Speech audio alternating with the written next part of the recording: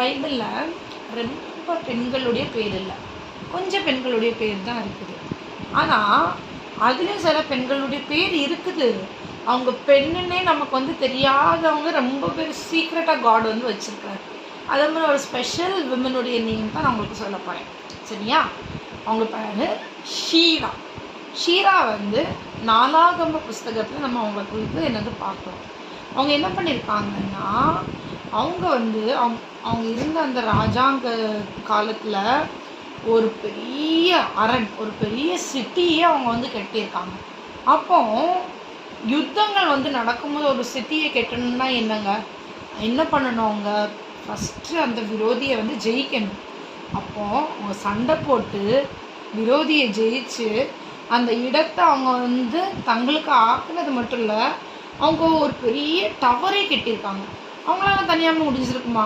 கண்டிப்பாக முடிஞ்சிருக்காது.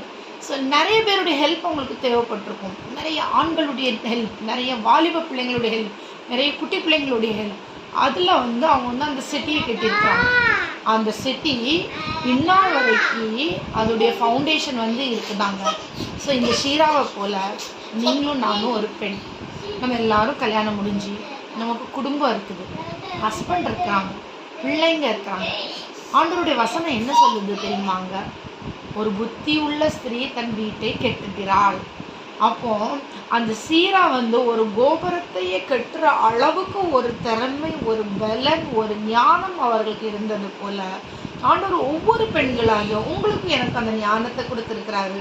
அதை வச்சு நம்மளுடைய வீடை ஒரு சூப்பரான இல்லறமாக கெட்டி கடவுளுக்கு சாட்சியா இருப்போம். பாய். Bye friends, thank you.